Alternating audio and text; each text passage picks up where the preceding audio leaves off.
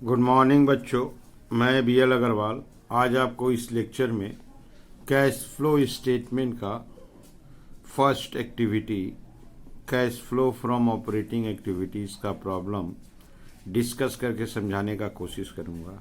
एक ऐसा प्रॉब्लम जो एक अपने आप में कंप्लीट बैलेंस शीट है और उसमें से पूरा कैश फ्लो स्टेटमेंट नहीं डेवलप करना है, only cash flow from operating activity calculate करना है।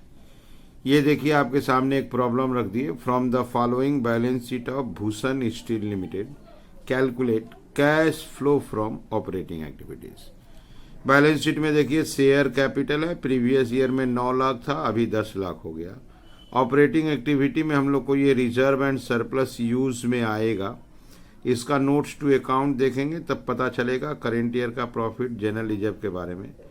ऑपरेटिंग एक्टिविटी में ट्रेड पेएबल आएगा, अदर करेंट लायबिलिटी आएगा। ये short term provision for tax होता है, तो ये भी ऑपरेटिंग एक्टिविटी में यूज किया जाएगा। प्रोविजन फॉर टैक्स का डबल काम है, एक बार नेट प्रॉफिट बिफोर टैक्स निकालने में ऐड होता है और सबसे last step income tax paid minus होता है। फिक्स्ड एसेट से जो डेप्रिसिएशन प्रॉफिट और लॉस होता है वो ऑपरेटिंग एक्टिविटी में यूज होता है। गुडविल है, ये इंटेंजिबल एसेट गुडविल में आता है। यहाँ देखिए ये रिटेन ऑफ हो रहा है तो ये ऑपरेटिंग एक्टिविटी में आएगा। मार्केटेबल सिक्योरिटीज कैश बैलेंस है तो इसका यूज नहीं है। इन्वेंट्री देखिए यहाँ डिक्रीज कर गया, ये देखिए ट्रेड रिसीवेबल इंक्रीज कर गया, तो ये ऑपरेटिंग एक्टिविटी है।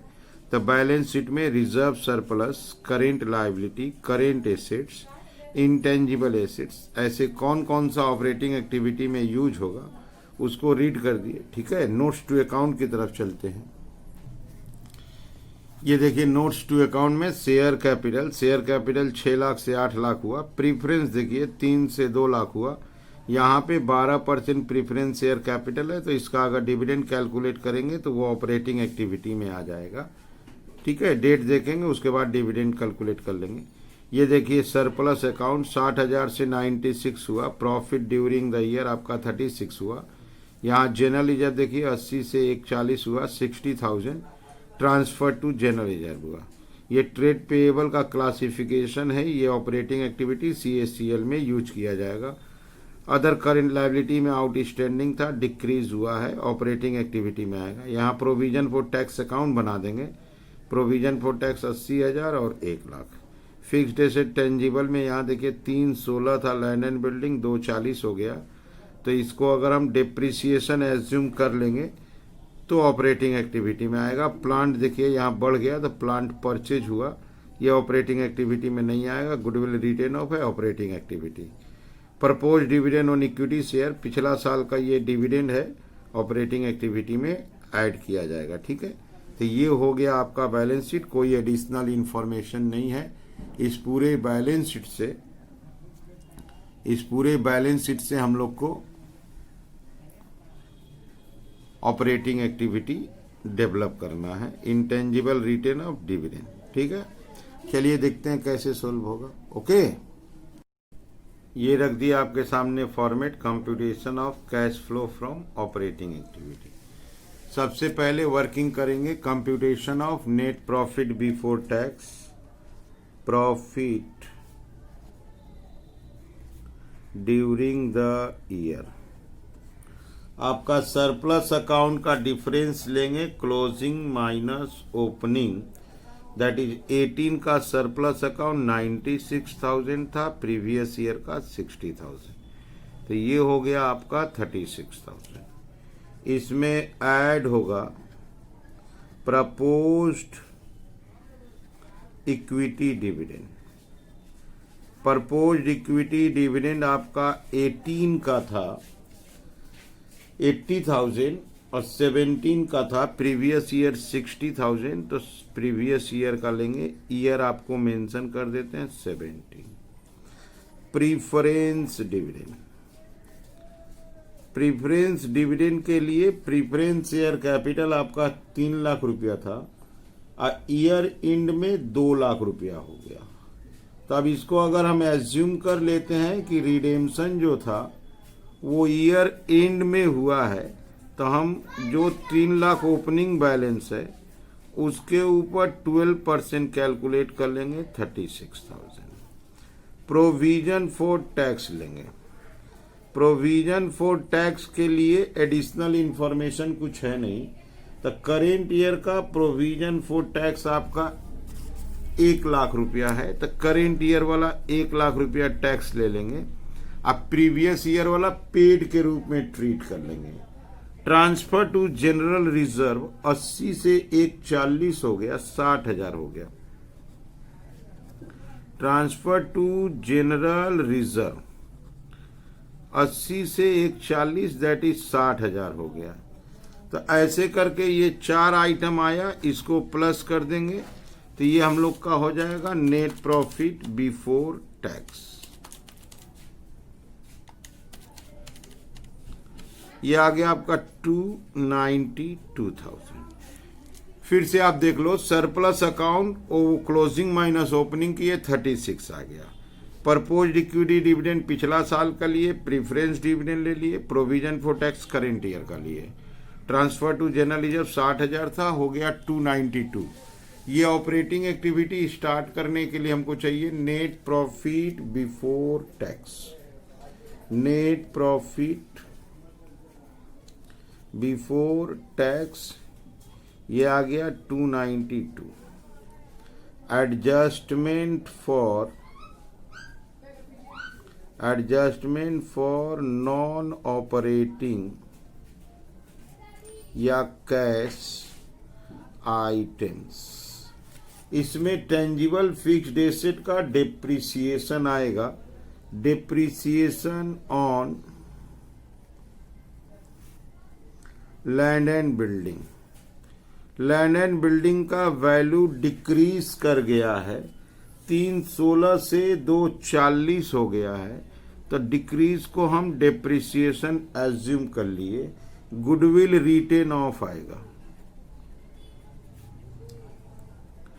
गुडविल रिटेन ऑफ, गुडविल आपका 230 से 180 हो गया है, तो वो 50,000। और फिलहाल कोई आइटम नहीं है, तो यहाँ पे आंसर कर लेते हैं। ये आ गया आपका 418। इसका नाम देते हैं ऑपरेटिंग प्रॉफिट। इसमें लाएंगे adjustment for change in CA and CL. Current asset current liability का चेंज यहाँ लाएंगे। करेंट एसेट्स के रूप में आपका इन्वेंट्रीज था जो 20,000 रुपया कम हुआ है, तो decrease in inventory. Decrease in inventory 20,000 रुपया प्लस किया जाएगा। ट्रेड रिसीवेबल इंक्रीज किया है, increase in trade receivable. Trade receivable आपका 3,20,000 से 5,04,000 हो गया, तो इसका मतलब 3,20,000 माइनस 5,04,000, तो इसका इंक्रीज है, निगेटिव हो जाएगा 184,000। इसके अलावा आपका क्रेडिटर था। क्रेडिटर में देखते हैं, क्रेडिटर आपका 80 से 1 लाख हुआ। इंक्रीज इन क्रेडिटर 80 से 1 लाख हुआ, 20,000 रुपया इंक्रीज हो गया। बिल्स पेएबल इंक्रीज हुआ। Increase in bills payable. Bills payable आपका 30,000 से 66 हुआ, 36,000 इंक्रीज हुआ। आउटस्टैंडिंग डिक्रीज कर गया। डिक्रीज इन आउटस्टैंडिंग एक्सपेंस, ये आपका 8,000 डिक्रीज कर गया, निगेटिव। तो ऊपर आपका 418 था, उसमें प्लस कर दिए 20,000, माइनस 184,000, प्लस कर दिए 56,000, माइनस आपका 8,000। अभी तक का रिजल्ट आया 1,90,000। एक बार चेक करते हैं, ठीक है। 418 में ये 20,000, ये प्लस ये दोनों माइनस करके रिजल्ट आया आपका 3,02,000। इसका नाम देते हैं कैश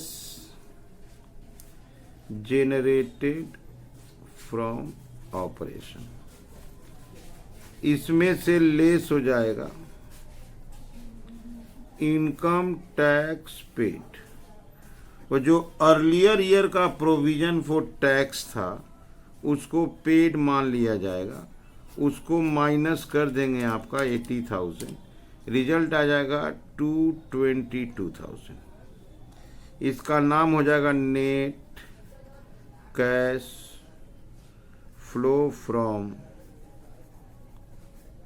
ऑपरेटिंग एक्टिविटीज।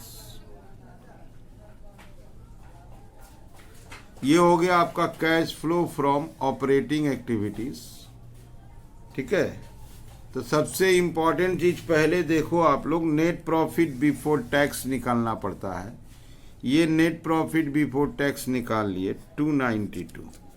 ये चला आया आपका ऊपर नेट प्रॉफिट बिफोर टैक्स। इसमें नॉन ऑपरेटिंग या नॉन कैश लॉसेस 2 मिला, दोनों को प्लस कर दिए, 418 हो गया। Change in CACL plus minus किए, उसका आंसर आ गया आपका 3,02,000। इनकम टैक्स जो प्रीवियस ईयर का प्रोविजन था उसको पेड मान लिया जाता है, आंसर आ गया 222। इसको बोलेंगे cash flow from operating activities. ठीक है, उम्मीद करते आप लोग को समझ में आया होगा। ये एक कंप्लीट बैलेंस शीट से सिर्फ ऑपरेटिंग एक्टिविटी कैलकुलेट किया गया है। आप लोग वीडियो को पॉज करके क्वेश्चन को लिख लीजिए, मेरे साथ धीरे धीरे सोल्व कीजिए, 100% आपको समझ में आ जाएगा। ठीक है, ओके, थैंक यू, बाय।